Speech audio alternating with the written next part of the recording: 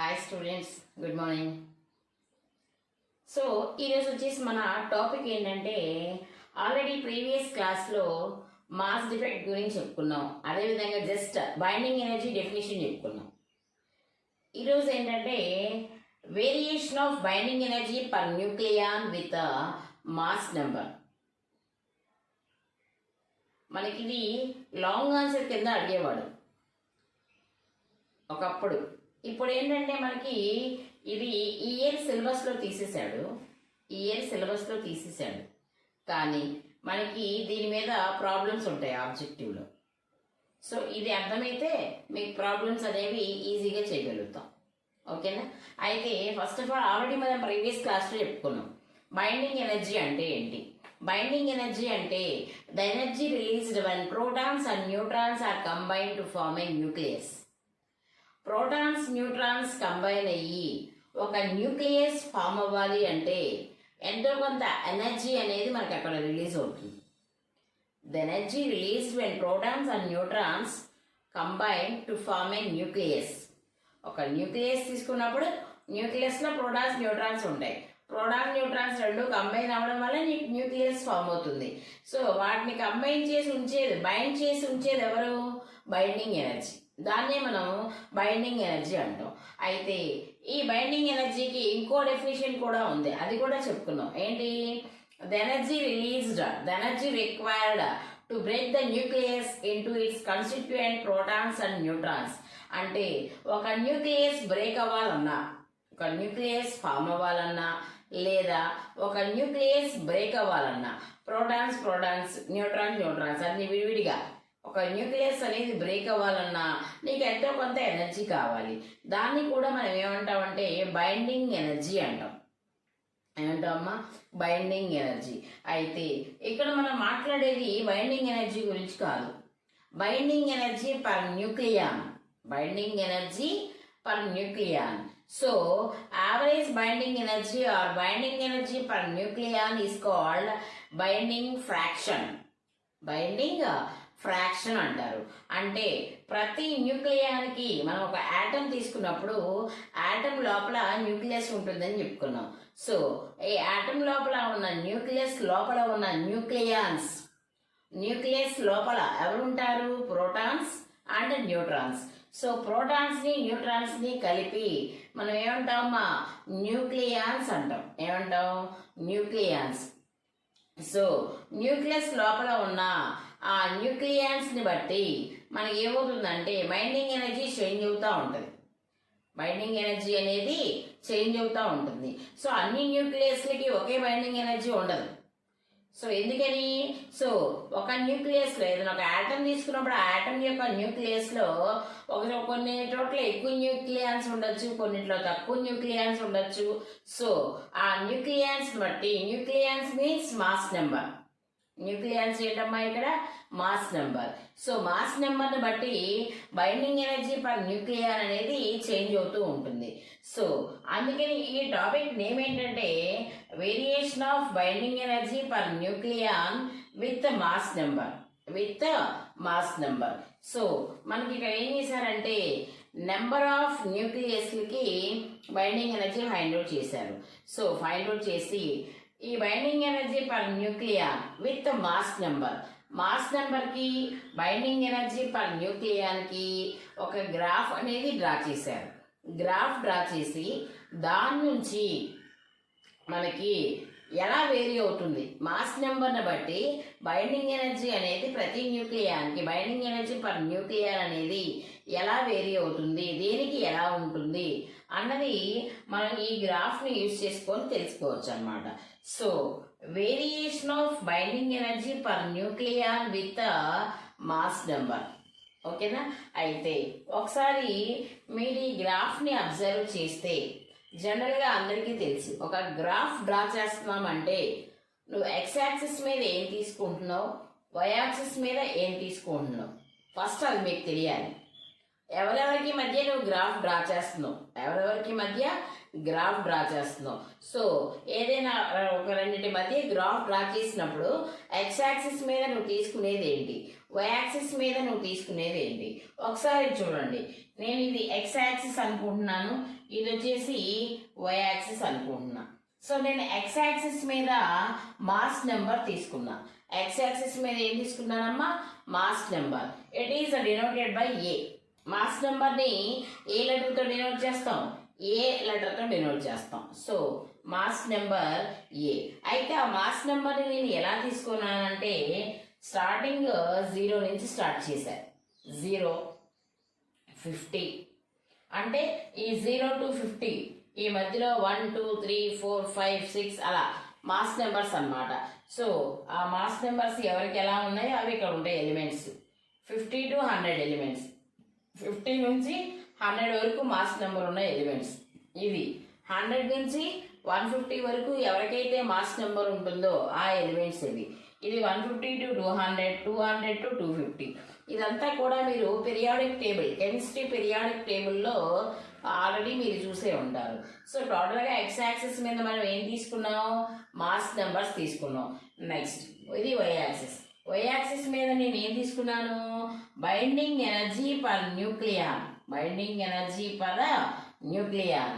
So ఆ nucleons ఉండే మనం ఆల్రెడీ ముందే ఫైండ్ అవుట్ చేశారు కదా, ఒక న్యూక్లియానికి బైండింగ్ ఎనర్జీ ఎంత ఉంటుంది.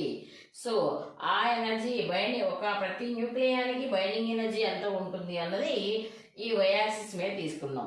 ఇది ఎప్పుడు ఎలా ఉంటుంది? మెగా ఎలక్ట్రాన్ వోల్ట్స్లో తీసుకున్నాం. యూనిట్ ఏంటమ్మా? మెగా ఎలక్ట్రాన్ వోల్ట్స్లో తీసుకున్నాం. సో టోటల్గా ఎక్స్ యాక్సిస్ మీద mass number, next Y axis మీద ఏం తీసుకున్నాం? Binding energy per nucleon. అయితే ఈ బైండింగ్ ఎనర్జీ కూడా ఎలా తీసుకున్నాం? ఇది స్టార్టింగ్ 0, ఇక్కడ 2, 4, 6, 8, 10 అంటే 2 mega electron volts, 4 mega electron volts, 6 mega electron volts, 8, next 10 ఇంతవరకు తీసుకున్నాం. ఇప్పుడు నువ్వు గ్రాఫ్ అనేది డ్రా చేయాలి. అంటే ఆల్రెడీ మనకి వాల్యూస్ తెలుసు కాబట్టి ఆ వాల్యూస్. సో ఫర్ ఎగ్జాంపుల్ ఇది చూడండి, నేను ఇక్కడ స్టార్టింగ్ 1H2 రాశా. ఇది హైడ్రోజన్ ఐసోటోప్. ఇదేంటమ్మా? Hydrogen isotope. ఫస్ట్ హైడ్రోజన్ ఐసోటోప్కి ముందు హైడ్రోజన్ ఏంటి? 1H1, 1H2, 1H3, 1H1, 1H2, 1H3. 1H1 అంటే ఇప్పుడు హైడ్రోజన్ తీసుకున్నావు. హైడ్రోజన్లో ఎన్ని ప్రోటాన్స్ ఉంటాయి? ఓన్లీ ఒక ప్రోటాన్. సో ఒక ప్రోటాన్ ఉన్నప్పుడు దాన్ని బైండ్ చేసి ఉంచాలంటే ఏమన్నా ఎనర్జీ అవసరమా? అక్కర్లా. ఒకవేళ 2 ప్రోటాన్స్ ఉన్నాయనుకో, ప్రోటాన్కి మధ్య రిపల్సివ్ ఫోర్స్ ఎక్కువ ఉంటుంది కాబట్టి అవి న్యూక్లియస్ నుంచి బయటకి రాకుండా కంపల్సరీ నువ్వు కొంత ఎనర్జీతో వాటిని బైండ్ చేయాలి. కానీ హైడ్రోజన్కి ఉంది ఓన్లీ 1 ప్రోటాన్ కాబట్టి హైడ్రోజన్ బైండింగ్ ఎనర్జీ ఎంత? 0. హైడ్రోజన్ బైండింగ్ ఎనర్జీ ఎంత? 0. So hydrogen 0. హైడ్రోజన్ యొక్క ఐసోటోప్ దట్ ఈస్ డ్యూట్రాన్. ఏంటిదమ్మా ఇది? డ్యూట్రాన్. 1H2 deuterium, 1H2. సో ఇది ఎక్స్ యాక్సిస్ మీద కన్ఫ్యూజ్ అవ్వద్దు. ఎక్స్ యాక్సిస్ మీద మాస్ నెంబర్స్, వై యాక్సిస్ మీద వాటికి ఉండే ఎనర్జీ అది అబ్జర్వ్ చేయండి. సో 0 తర్వాత 1, 2, 3, 4, 5, 6 అలా 50 దాకా కౌంట్ చేసుకుంటాం కదా. హైడ్రోజన్కి ఎంతవరకు ఇక్కడ? 1. హైడ్రోజన్కి ఎంత? 1. తర్వాత బైండింగ్ ఎనర్జీ 0. నెక్స్ట్ దాని యొక్క ఐసోటోప్ మాస్ నెంబర్ ఎంత? ఇక్కడ 2. సో ఇక్కడ ఎక్కడో తీసుకున్నాం. సో దానికి ఉండే ఎనర్జీ 1 పాయింట్ సంథింగ్ ఉంటుంది ఎనర్జీ. సో నేను ఇక్కడ పెట్టాను. తర్వాత 1H3 ఇక్కడ. అంటే ఈ గ్రాఫ్ అంతా డ్రా చేసేసారు. మనకి ఇప్పుడు గ్రాఫ్ గురించి ఏం అక్కర్లా, ఆల్రెడీ గ్రాఫ్ డ్రా చేసేసారు. ఇక్కడ 1H2, 1H3. ఈ పైకి వెళ్తే ఇక్కడ హీలియం. సో ఇక్కడ డ్యూట్రాన్కి 1 పాయింట్ ఎనర్జీ ఎంత ఉంది? Binding energy per nuclear. Neutron అంటే 0కి 2కి మధ్యలో ఉంది. సో అదే ఇది తీసుకుంటే 1H3 తీసుకుంటే 2కి 4కి మధ్యలో ఉందంటే ఇక్కడ ఎంత ఉంది? దీని ఎనర్జీ 3 మెగా ఎలక్ట్రాన్ వోల్ట్స్ ఎంతో ఉంటుంది. నెక్స్ట్ ఇంక ఇక్కడ హీలియంకి వెళ్ళారు. హీలియం తీసుకుంటే ఎగ్జాక్ట్ 7 దగ్గర ఉంది హీలియం. తర్వాత ఇదేంటి? లిథియం. సో అంటే హీలియంకి ఎనర్జీ పెరిగింది, లిథియంకి వచ్చేలోపు ఎనర్జీ తగ్గింది. Binding energy per nuclear. Lithium నుంచి కార్బన్కి వెళ్ళాం.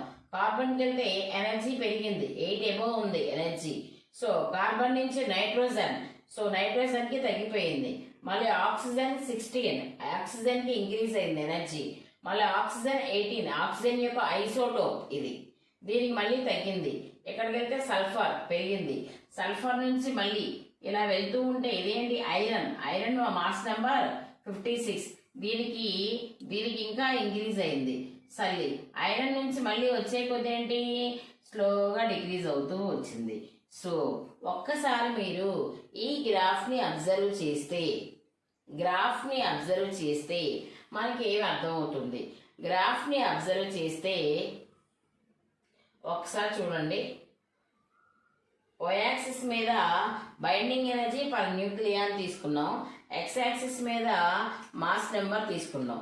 జనరల్గా మాస్ నెంబర్ ఏమవుతుంది, ఇలా వెళ్ళే కొద్దీ ఇంక్రీజ్ అవుతుంది. ఎందుకని 0, 50, 100, 150, 200, 250 అంటే ముందుకి వెళ్ళే కొద్దీ మాస్ నెంబర్ ఏమవుతుంది, ఇంక్రీజ్ అవుతుంది. అదేవిధంగా ఈ పైకి వెళ్ళే కొద్దీ ఎనర్జీ కూడా ఏమవుతుంది, ఇంక్రీజ్ అవుతుంది. మీరు ఒకసారి గ్రాఫ్ని అబ్జర్వ్ చేస్తే మనకి మాస్ నెంబర్ ఇలా వెళ్ళే కొద్దీ మనకి బైండింగ్ ఎనర్జీ చూడండి, దీని నుంచి దీనికి ఇలా ఇంక్రీజ్ అవుతా డిక్రీజ్, ఇక్కడ చూడండి ఇలా ఇంక్రీజ్ అవుతా డిక్రీజ్ అయింది. అంటే ఏం చెప్తున్నాం ఇక్కడ? The binding energy per nucleon first increases. First ఏమవుతుంది, స్టార్టింగ్ దీనికి ఇక్కడ ఉంది 1 పాయింట్ సంథింగే ఉంది బైండింగ్ ఎనర్జీ, తర్వాత ఇంకొంచెం పెరిగింది. అలా కొన్నిటికి పెరుగుతూ ఇక్కడికి వచ్చేలోపు మ్యాక్సిమం అయింది. ఇక్కడికి వచ్చేలోపు ఏమైందమ్మా, మ్యాక్సిమం. సో దీన్ని బట్టి మీరు ఏం చెప్పాలంటే, a graph describes the binding energy per nucleon increases and reaches a maximum value and further it decreases. అంటే ఏం జరుగుతుంది మనకి ఇక్కడ?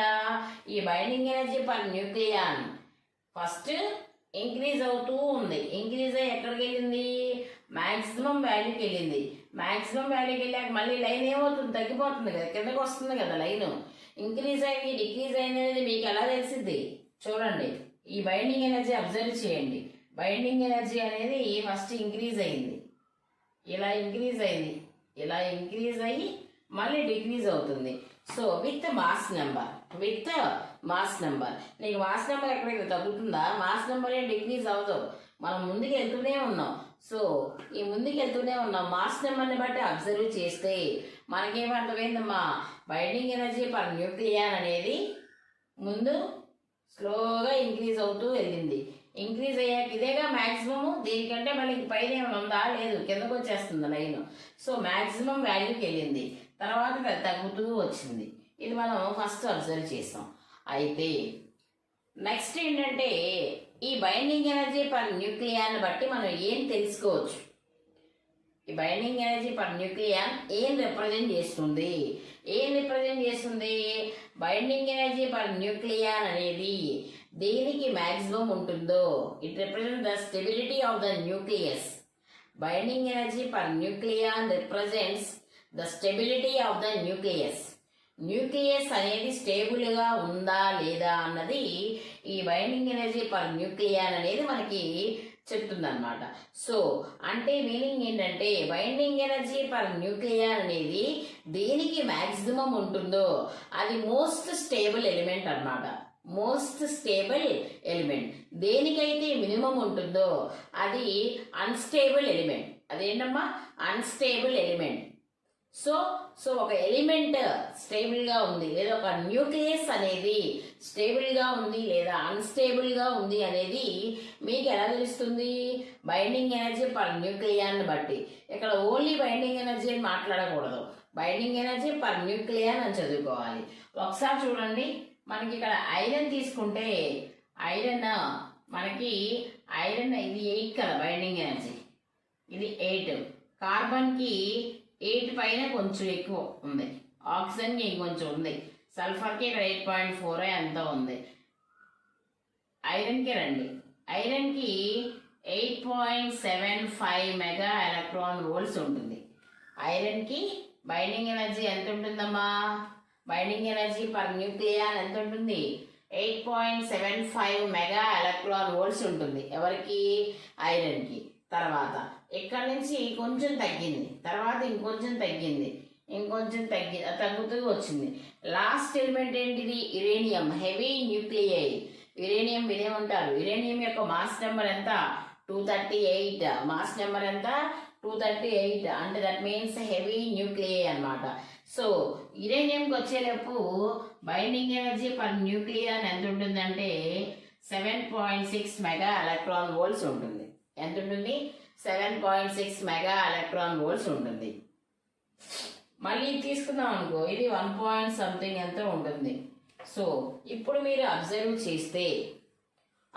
చేస్తే ఈ గ్రాఫ్ని ఏం జరుగుతుంది? Binding energy per nuclear first increase అవుతుంది, ఇంక్రీజ్ అయ్యి మ్యాక్సిమం వాల్యూకి వెళ్ళింది, మ్యాక్సిమం వాల్యూకి వెళ్ళి మళ్ళీ డిక్రీజ్ అవుతుంది. సో ఇప్పుడు నేనేం చెప్పా? ఎవరికైతే binding energy per nuclear maximum ఉంటుందో that is the most stable element అన్న. So binding energy per nuclear ఎవరికి ఎక్కువ ఉంది? ఐరన్కి ఎక్కువ ఉంది, Fe. దీని యొక్క మాస్ నెంబర్ ఎంత? 56. మాస్ నెంబర్ ఎంతమ్మా? 56.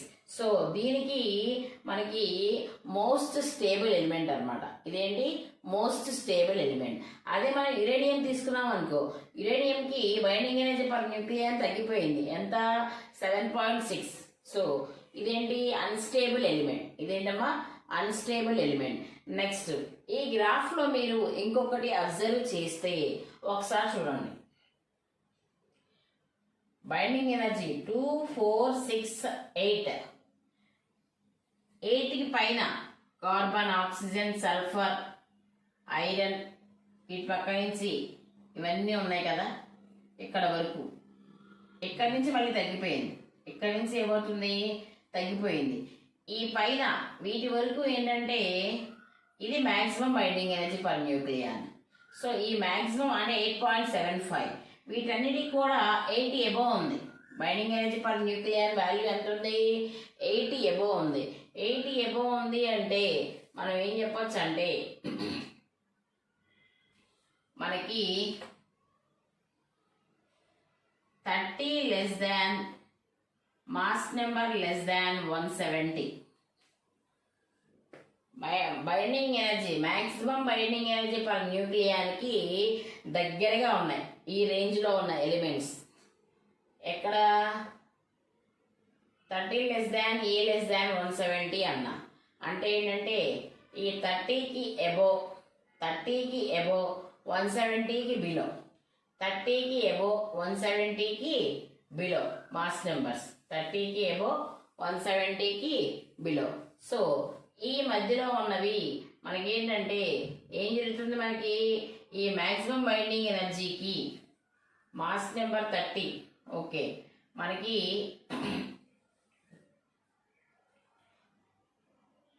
ఇక్కడ ఎక్కడో ఉంటుంది 30, ఇక్కడ నుంచి ఇక్కడ ఎక్కడో 170 ఉంటుంది.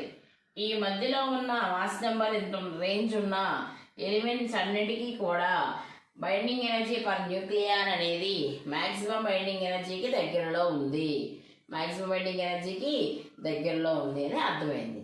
నెక్స్ట్ ఫర్ ఎగ్జాంపుల్కి మనం ఒక 3 న్యూక్లియై తీసుకుందాం. ఏంటంటే హీలియము, ఐరన్, యురేనియం. ఆ మూడింటిని అబ్జర్వ్ చేయండి. ఒకటి హీలియం, రెండోది ఐరన్, మూడోది యురేనియం. ఈ మూడింటి యొక్క న్యూక్లియై మనం అబ్జర్వ్ చేస్తే ఫర్ ఎగ్జాంపుల్కి యురేనియం చూద్దాం. యురేనియం అబ్జర్వ్ చేస్తే యురేనియం యొక్క మాస్ నెంబర్ ఎంత? 238. యురేనియం మాస్ నెంబర్ ఎంత? 238. సో దానికి బైండింగ్ ఎనర్జీ పర్ న్యూక్లియర్ ఎంత ఉంది? 7.6 mega electron volts. 7.6 mega electron volts అంటే మ్యాక్సిమం బైండింగ్ ఎనర్జీ ఉందా, minimum binding energy per nuclear ఉందా? So minimum binding energy per nuclear ఉంది. సో దాన్ని బట్టి మనం ఏం చెప్పచ్చు? యురేనియం ఇది అన్స్టేబుల్ ఎలిమెంట్ అని చెప్తాం. Uranium is unstable element. So అంటే అది అన్స్టేబుల్గా ఉంది. సో కాబట్టి అది స్టెబిలిటీ కోసం, అది స్టేబుల్గా అవ్వాలా. సో అది అన్స్టేబుల్గా ఉంది. ఇప్పుడు దానికి స్టెబిలిటీ రావాలి. సో అది స్టేబుల్ అవ్వాలి అంటే అది ఏం చేస్తుంది అంటే అది వాటికి హెవీ న్యూక్లియస్ ఉంటుంది, ఎందుకని దాని యొక్క మాస్ నెంబర్ ఎక్కువ కదా. సో అందుకని అది ఏం చేస్తుందంటే యురేనియం అనేది it is divided into 2 or more lighter nuclei. It is divided into 2 or more lighter nuclei. అంటే ఏంటంటే పెద్దగా ఉన్న ఒక యురేనియం ఎలిమెంట్ అనేది, ఒక పెద్దగా ఉన్న యురేనియం న్యూక్లియై అనేది 2 అంతకంటే ఎక్కువ చిన్న చిన్న న్యూక్లియస్ల కింద విడిపోతుంది. అలా చిన్న చిన్న న్యూక్లియస్ల కింద విడిపోవడం వల్ల ఆ విడిపోయినవి స్టేబుల్ ఎలిమెంట్స్ అయి ఉంటాయి. ఆ విడిపోయినవి ఏంటమ్మా స్టేబుల్ ఎలిమెంట్స్ అవి ఉంటాయి. ఆ విధంగా యురేనియం అనేది స్టేబుల్ ఎలిమెంట్ అవుతుంది. యురేనియం అనేది ఒక యురేనియం ఉంది, యురేనియంలో ఉన్నప్పుడు అది అన్స్టేబుల్ ఎలిమెంట్, అది స్టేబుల్ అవ్వాలి. స్టేబుల్ అవ్వాలంటే ఏంటి, కొన్ని లైటర్ న్యూక్లియస్ల కింద విడిపోతుంది. సో లైటర్ న్యూక్లియస్ల కింద విడిపోవడం వల్ల అది ఏమవుతుంది స్టేబుల్ న్యూక్లియై అవుతుంది. సో ఆ ప్రాసెస్ని ఏమంటాము న్యూక్లియర్ ఫిజన్ అంటాం. ఏమంటామమ్మా న్యూక్లియర్ ఫిజన్. అంటే ఇక్కడ యురేనియం అనేది న్యూక్లియర్ ఫిజన్ ప్రాసెస్ని జరుగుతుంది. ఆల్రెడీ మీరు లోయర్ క్లాసెస్లో వినే ఉంటారు nuclear fission, nuclear fusion, nuclear fission, nuclear fusion. Nuclear fission అంటే ఏంటి, a heavy nuclei is divided into is divided into 2 or more lighter nucleus. 2 or more lighter nucleus is called nuclear fission. Is called nuclear fission. అంటే ఇక్కడ ఎందుకు చేస్తుంది ఇదంతా కూడా uranium అది అన్స్టేబుల్గా ఉంది. అన్స్టేబుల్గా ఉన్న ఎలిమెంట్ స్టేబుల్ అవ్వాలి అంటే అది హెవీ న్యూక్లియస్ కాబట్టి ఏం చేస్తుంది 2 or more లైటర్ న్యూక్లియై కింద విడిపోతుంది. ఆ ప్రాసెస్ని మనం న్యూక్లియర్ ఫిజన్ అంటాం. సో ఎప్పుడైతే అది అలా విడిపోయిందో నెక్స్ట్ అది ఏమవుతుంది స్టేబుల్ ఎలిమెంట్ అవుతుంది. నెక్స్ట్ ఇక్కడ చూడండి హీలియం ఫామ్ అవ్వాలంటే ఇక్కడ ఏం చూడండమ్మా హైడ్రోజన్ ఐసోటోప్స్. సో ఇవన్నీ కూడా లైటర్ న్యూక్లియై. ఇవన్నీ కూడా ఏంటి లైటర్ న్యూక్లియై. ఎందుకని వాడి యొక్క మాస్ నెంబర్ 2, 3 అంటే దాంతో కంపేర్ చేస్తే హెవీ న్యూక్లియై, ఎందుకంటే 238 మాస్ నెంబర్. అవి ఇవి చూస్తే ఒకదానికి 2 ఒకదానికి 3, ఇవి బాగా లైటర్ న్యూక్లియై.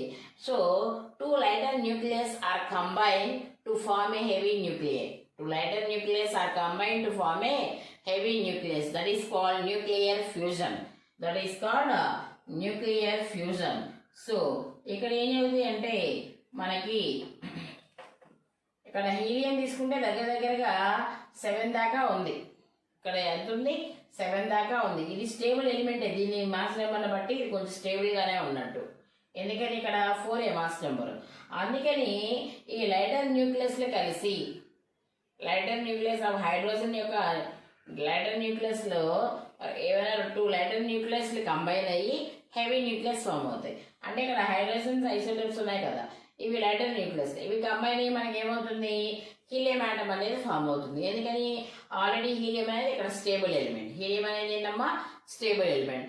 అంటే అవి అంతకుముందు లైటర్ న్యూక్లియై కింద ఉన్నప్పుడు అవి అన్స్టేబుల్.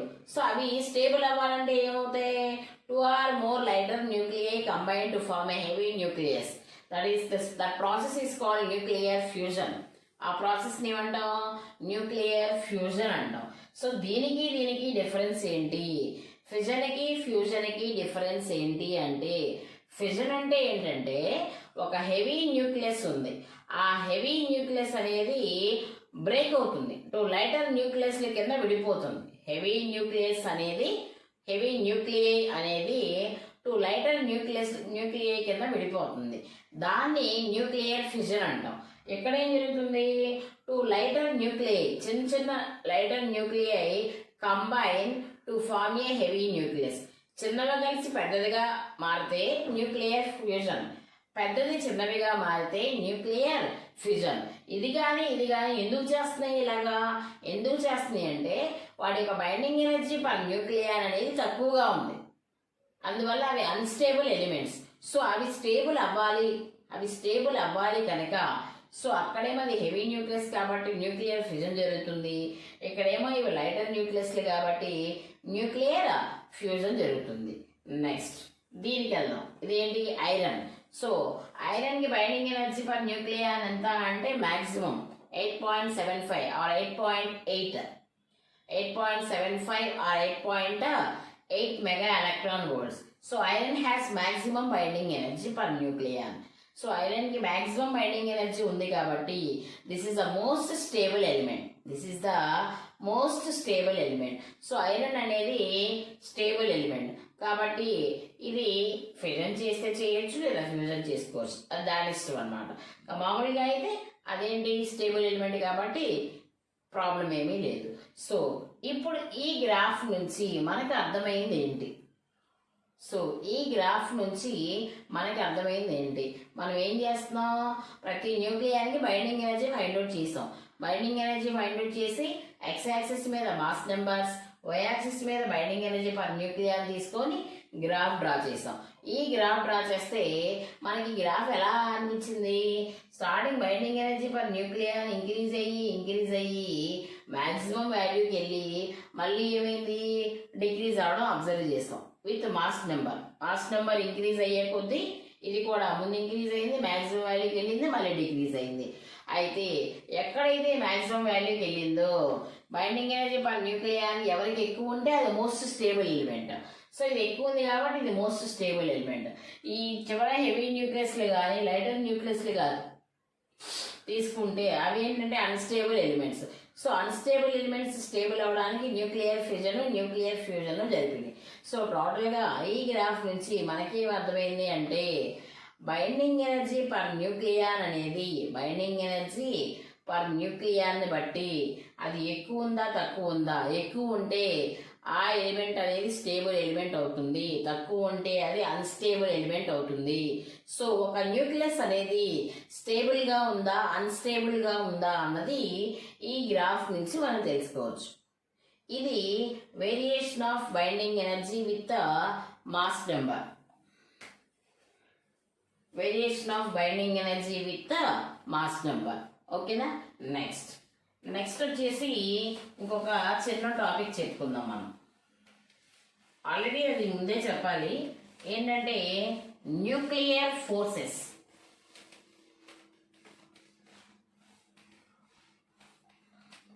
ఆల్రెడీ మీరు ఫస్ట్ ఇయర్లో చదువుకుని ఉంటారు. ఫస్ట్ ఇయర్లో జస్ట్ ఊకే ఫిజికల్ వరల్డ్లో fundamental forces are basic forces in nature. Fundamental forces are basic forces in nature. జనరల్గా నేచర్లో మనకి ఫండమెంటల్ ఫోర్సెస్ 4 టైప్స్ ఉంటాయి. ఏంటివి? Gravitational forces, electromagnetic forces, strong nuclear forces, week nuclear forces. ఓకేనా? అయితే మనం ఇప్పుడు డిస్కస్ చేసేది ఏంటంటే ఓన్లీ న్యూక్లియర్ ఫోర్సెస్.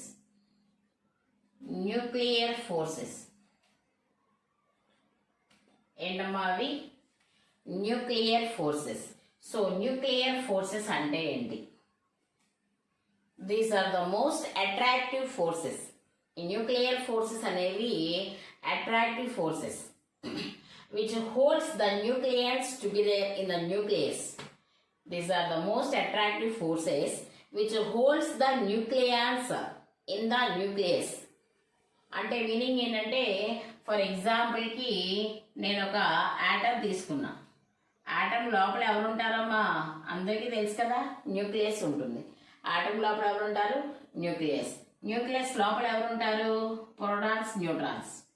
న్యూక్లియస్ లోపల ఎవరు ఉంటారు? Protons, neutrons. సో ఆల్రెడీ ఇంతకుముందు చెప్పుకున్నాం, ఈ ప్రోటాన్స్ న్యూట్రాన్స్ అనేవి న్యూట్రాన్స్ ఎటువంటి ఛార్జ్ ఉండదు, ప్రోటాన్స్ కి పాజిటివ్ ఛార్జ్ ఉంటుంది. అయితే నెంబర్ ఆఫ్ ప్రోటాన్స్ న్యూక్లియస్ లోపలే ఉన్నప్పుడు అన్ని లైక్ ఛార్జెసే కాబట్టి వాటి మధ్య రిపల్సివ్ ఫోర్స్ అనేది ఎక్కువ అవుతుంది. సో రిపల్సివ్ ఫోర్సెస్ ఎగ్జిస్ట్ అవుతుంది. సో అలా రిపల్సివ్ ఫోర్సెస్ ఎగ్జిస్ట్ అవ్వడం వల్ల ఆ ప్రోటాన్స్ అనేవి యాక్చువల్గా ఏమవ్వాలి? రిపల్సివ్ ఫోర్స్ అంటే దూరంగా వచ్చేయాలి. కానీ అవి దూరంగా వచ్చేస్తున్నాయా? రావట్లా. ఆ న్యూక్లియస్ లోపలే ఉంటున్నాయి. న్యూక్లియస్ లోపలే ఉంటున్నాయి అంటే మీనింగ్ ఏంటి? వాటిని ఆ రిపల్సివ్ ఫోర్స్కి ఎగైనెస్ట్గా ఏదో ఒక ఫోర్స్, అట్రాక్టివ్ ఫోర్స్ వాటి మీద యాక్ట్ చేస్తుంది అనుకోండి. ఆ అట్రాక్టివ్ ఫోర్స్ ఏంటి? Nuclear force. అట్రాక్టివ్ ఫోర్స్ ఏంటమ్మా? Nuclear force. ఒక న్యూక్లియస్ లోపల ఉన్న న్యూక్లియన్స్ అనేవి టైట్గా బైండ్ చేసి ఉంచాలి అంటే మనకు ఒక అట్రాక్టివ్ ఫోర్స్ అనేది కావాలి. సో ఆ అట్రాక్టివ్ ఫోర్స్ని మనం ఏమంటాం? న్యూక్లియర్ ఫోర్సెస్ అంటాం. So the strong nuclear forces, the strong attractive forces which holds the nucleons together in the nucleus. అంటే న్యూక్లియస్ లోపల న్యూక్లియన్స్ని టైట్గా బైండ్ చేసి ఉంచాలి అంటే మనకి కొన్ని అట్రాక్టివ్ ఫోర్సెస్ కావాలి. ఆ అట్రాక్టివ్ ఫోర్సెస్ని మనం ఏమంటాం? న్యూక్లియర్ ఫోర్సెస్ అంటాం. ఏమంటాం? న్యూక్లియర్ ఫోర్సెస్ అంటాం. అయితే ఈ న్యూక్లియర్ ఫోర్సెస్కి కొన్ని ప్రాపర్టీస్ ఉన్నాయి. ఈ న్యూక్లియర్ ఫోర్సెస్కి కొన్ని ప్రాపర్టీస్ ఉన్నాయి. ఫస్ట్ ప్రాపర్టీ ఏంటి అంటే nuclear forces are attractive and strongest forces in nature. మనకి ఈ న్యూక్లియర్ ఫోర్సెస్ అనేవి అట్రాక్టివ్ ఫోర్సెస్. అది మళ్ళీ మీరు ఏం చెప్పక్కర్లా, అసలు రెపల్సివ్ ఫోర్స్ అనేది కాదు. కంపల్సరీ న్యూక్లియర్ ఫోర్స్ అనేది అట్రాక్టివ్ ఫోర్స్. ఎందుకని? అక్కడ రెపల్సివ్ ఫోర్స్ ఎక్కువ ఉండడం వల్ల, రెపల్సివ్ ఫోర్స్ వల్ల ప్రోటాన్స్ బయటికి వెళ్ళిపోకుండా ఉండడానికి వాటిని టైట్గా బైండ్ చేసి ఉంచాలి అంటే మనకి అట్రాక్టివ్ ఫోర్స్ కావాలి. కాబట్టి కంపల్సరీ ఈ న్యూక్లియర్ ఫోర్సెస్ అనేవి attractive forces. Attractive forces. Next ఇవి స్ట్రాంగెస్ట్ ఫోర్సెస్. రెండోది ఏంటమ్మా? ఇవి strongest forces compare to the gravitational forces. Compare to the gravitational forces. మన గ్రావిటేషనల్ ఫోర్సెస్తో కంపేర్ చేసినప్పుడు న్యూక్లియర్ ఫోర్సెస్ అనేవి బాగా స్ట్రాంగెస్ట్ ఫోర్సెస్. ఓకేనా? నెక్స్ట్ మూడో పాయింట్ ఏంటంటే nuclear forces are short range forces. Nuclear forces are short range forces. So short range force, long range force అంటే ఏంటి? ఫర్ ఎగ్జాంపుల్కి గ్రావిటేషనల్ ఫోర్స్ గురించి మాట్లాడదాం. గ్రావిటేషనల్ ఫోర్స్ అంటే ఏంటి? గ్రావిటేషనల్ ఫోర్స్ అంటే ఏంటి? ఇప్పుడు ఏదైనా ఒక బాడీని తీసుకొని నువ్వు పైకి అలా త్రో చేస్తే బాడీ ఏమవుతుంది? కిందకు వచ్చి పడుతుంది. Because it the gravitational force of attraction of earth. Earth మీద గ్రావిటీ ఉండడం వల్ల, ఆ గ్రావిటేషనల్ ఫోర్స్ వల్ల నువ్వు ఏ వస్తువుని పైకి విసిరినా కూడా చివరికి ఏమవుతుంది? కిందకు వచ్చి పడుతుంది. అయితే ఈ గ్రావిటేషనల్ ఫోర్స్ అనేది నువ్వు కొంత హైట్కి విసిరావు బాడీని, ఏమవుతుంది? కింద పడుతుంది. ఇంకొంచెం హైట్కి విసిరావు, కింద పడుతుంది. అంటే నువ్వు ఎంత హైట్కి వేసినా, ఒక బాడీని ఎంత హైట్కి పైకి త్రో చేసినా చివరికి అది ఎక్కడికి రావాలి? కిందకే పడాలి. అంటే ఏంటంటే ఇక్కడ గ్రావిటేషనల్ ఫోర్సెస్ అనేవి లాంగ్ రేంజ్ ఫోర్సెస్. అంటే నువ్వు ఎంత హైట్కి విసిరినా బాడీని మళ్ళీ ఏమవుతుంది? ఈ ఎర్త్ అనేది దాన్ని అట్రాక్ట్ చేసేస్తుంది. అంటే gravitational forces are long range forces, but nuclear forces are short range forces. ఎందుకు షార్ట్ రేంజ్ ఫోర్సెస్ అవుతున్నాయి? ఎందుకు షార్ట్ రేంజ్ ఫోర్సెస్ అవుతున్నాయి అంటే ఈ న్యూక్లియర్ ఫోర్సెస్ అనేవి ఎక్కడ ఎగ్జిస్ట్ అవుతాయమ్మా? Only inside the nucleus. Only inside the nucleus, not outside the nucleus. మనకి ఓన్లీ న్యూక్లియస్ లోపల మాత్రమే న్యూక్లియర్ ఫోర్సెస్ అనేవి యాక్ట్ అవుతాయి. ఎందుకు అంటే ఒక యాటమ్ తీసుకుంటే, ఒక యాటమ్ తీసుకో, యాటమే బాగా చిన్నగా ఉంటుంది, మనకు అలా కనిపించదు. యాటమ్ లోపల ఎక్కడో సెంటర్లో చిన్న పార్ట్ న్యూక్లియస్ అనేది, అంటే అది ఇంకా చాలా చిన్నది. ఆ న్యూక్లియస్ లోపల ప్రోటాన్స్ని బైండ్ చేసి ఉంచడానికి యాక్ట్ చేసే అట్రాక్టివ్ ఫోర్స్ని మనం ఏమంటాం? న్యూక్లియర్ ఫోర్స్ అంటాం. ఏమంటామమ్మా? Nuclear force. అయితే న్యూక్లియస్ లోపల ప్రోటాన్స్ని టైట్గా బైండ్ చేసి ఉంచడానికి కదా ఈ ఫోర్స్ మనకి యూజ్ అయ్యేది. అప్పుడు ఇదేంటి? ఓన్లీ న్యూక్లియస్ లోపల వరకు మాత్రమే యాక్ట్ అవుతుంది. న్యూక్లియస్ బయట యాక్ట్ అవ్వదు, నథింగ్ అన్నమాట. సో అంటే ఏంటి? దీన్ని లాంగ్ రేంజ్ ఫోర్స్ అనాలా, షార్ట్ రేంజ్ ఫోర్స్ అనాలా? So compulsory short range forces. Compulsory ఏంటమ్మా? Short range forces. Next force ఇంకోటి ఏంటంటే nuclear forces are independent of charge. Independent of charges. ఈ న్యూక్లియర్ ఫోర్సెస్ అనేవి చార్జెస్ మీద ఇండిపెండెంట్గా ఉంటాయి. అంటే ఇండిపెండెంట్ ఆఫ్ చార్జెస్ అంటే ఏంటి అంటే ఒకసారి చూడండి. మనకి న్యూక్లియస్ లోపల ఏమేమి ఉంటాయమ్మా? ప్రోటాన్స్ ఉంటాయి, న్యూట్రాన్స్ ఉంటాయి. ప్రోటాన్స్ కి పాజిటివ్ ఛార్జ్, న్యూట్రాన్స్ కి ఎటువంటి ఛార్జ్ అనేది ఉండదు. అయితే ఈ న్యూక్లియర్ ఫోర్సెస్ అనేవి ఛార్జ్ ఇండిపెండెంట్ ఫోర్సెస్. అంటే ఏంటంటే ఓన్లీ ప్రోటాన్స్ మధ్య యాక్ట్ అవుతాయా, లేదు ఓన్లీ న్యూట్రాన్స్ మధ్య యాక్ట్ అవుతాయా, ఛార్జ్ మీద డిపెండ్ అవ్వవు. కాబట్టి ఈ న్యూక్లియర్ ఫోర్సెస్ అనేవి ప్రోటాన్ కి మధ్య ఉండొచ్చు, న్యూట్రాన్ కి మధ్య ఉండొచ్చు, లేదా ప్రోటాన్ కి మధ్య ఉండొచ్చు. ఓన్లీ ప్రోటాన్స్ మధ్య యాక్ట్ అవ్వవు, ఓన్లీ న్యూట్రాన్స్ మధ్య యాక్ట్ అవ్వవు, ఓన్లీ ప్రోటాన్ న్యూట్రాన్ దేని మధ్యన ఉండొచ్చు. అంటే ఛార్జ్ మీద డిపెండ్ అవ్వవు, అందుకని వీటిని ఏమని పిలుస్తారు? Independent of charges. Next fifth one ఏంటంటే nuclear forces are spin dependent forces. So spin మీద డిపెండ్ అవుతాయి. Spin means what? Orientation. Spin అంటే ఏంటి? ఇక్కడ ఓరియంటేషన్ అంటే ఏంటి అంటే ఒకసారి చూడండి. మనకి ఈ న్యూక్లియస్ లోపల ప్రోటాన్స్ న్యూట్రాన్స్ ఉంటాయి. సో ప్రోటాన్స్ న్యూట్రాన్స్ ఉన్నప్పుడు వాటి యొక్క డైరెక్షన్ అనేవి అటు ఇటు మూవ్ అవుతూ ఉన్నప్పుడు, ప్రోటాన్స్ కానీ న్యూట్రాన్స్ కానీ అటు ఇటు మూవ్ అవుతున్నప్పుడు మనకి ఫర్ ఎగ్జాంపుల్ ఒక ప్రోటాన్ ఇటు వెళ్తోంది,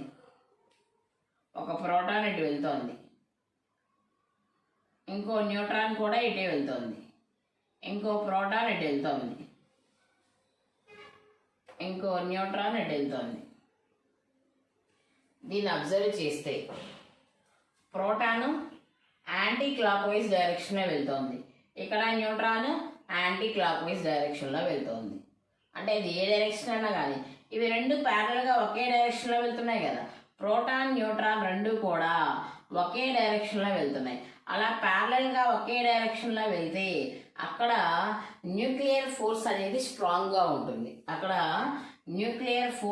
ఎలా ఉంటుందమ్మా? స్ట్రాంగ్గా ఉంటుంది.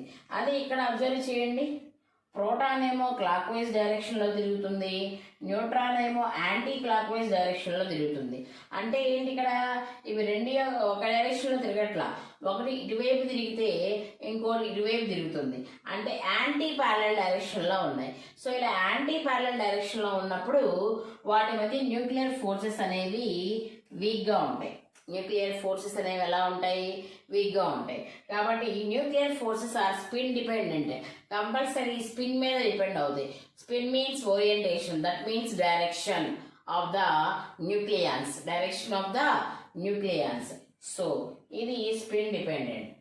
నెక్స్ట్ ఇంకా ఏంటంటే ఈ న్యూక్లియర్ ఫోర్సెస్ని ఎక్స్చేంజ్ ఫోర్సెస్ అని కూడా పిలుస్తారు.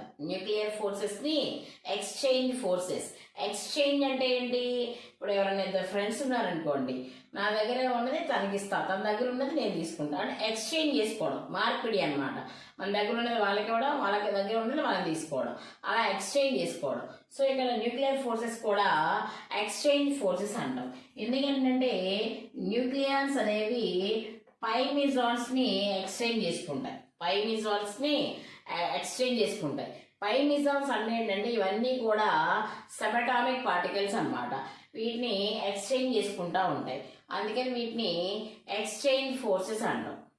నెక్స్ట్ ఇంకొకటి ఏంటంటే nuclear forces are not central forces. ఇవి నాట్ సెంట్రల్ ఫోర్సెస్ అని కూడా పిలుస్తాం వీటిని. ఓకేనమ్మా? టోటల్గా మనకి న్యూక్లియర్ ఫోర్సెస్ అంటే ఏంటి? న్యూక్లియర్ ఫోర్స్ అంటే ఏంటి? These are the attractive strong forces which holds the nucleus together in the nucleus. వాటి యొక్క ప్రాపర్టీస్ ఏంటి అంటే ఇవి అట్రాక్టివ్ ఫోర్సెస్, అదేవిధంగా స్ట్రాంగెస్ట్ ఫోర్సెస్, అదేవిధంగా ఇవి short range forces. Next it is independent of charges, spin డిపెండెంట్గా ఉంటాయి. ఎక్స్చేంజ్ ఫోర్సెస్ అని పిలుస్తారు. అదేవిధంగా ఇవి నాట్ సెంట్రల్ ఫోర్సెస్. ఓకేనా? ఇది న్యూక్లియర్ ఫోర్సెస్ గురించి. ఓకేనా? అందరూ కూడా కంపల్సరీ ప్రతిదీ కూడా ఒక క్లాస్ విన్నాక ఏం చెప్పారు అన్నది మీ బుక్స్ ఉంటాయి కదా, బుక్స్లో ఒకసారి మీరు చూసుకుంటే ఊరికి విన్నామంటే విన్నాం కాదు, వాటిని మళ్ళీ ఒకసారి బుక్స్ తీసి ఏం జరుగుతుంది, ఏం చెప్పారు అన్నది ఒకసారి మీరు అబ్జర్వ్ చేసుకుంటే మీకు ఆబ్జెక్టివ్ చెప్పేటప్పుడు మీకు ఈజీగా ఉంటుంది. ఏదో విన్నాము అయిపోయింది అనుకుంటే కుదరదు. ఇది వినేసి దీనికి సంబంధించిన ఆబ్జెక్టివ్ ఫార్ములాస్ ఏమున్నాయి, ఆ టాపిక్స్ ఏమున్నాయి, దానికి సంబంధించిన ప్రాబ్లమ్స్ ఏమున్నాయి, అప్పుడు చేస్తే మీకు కొంచెం ఈజీగా ఉంటుంది. ఓకేనా? Thank you.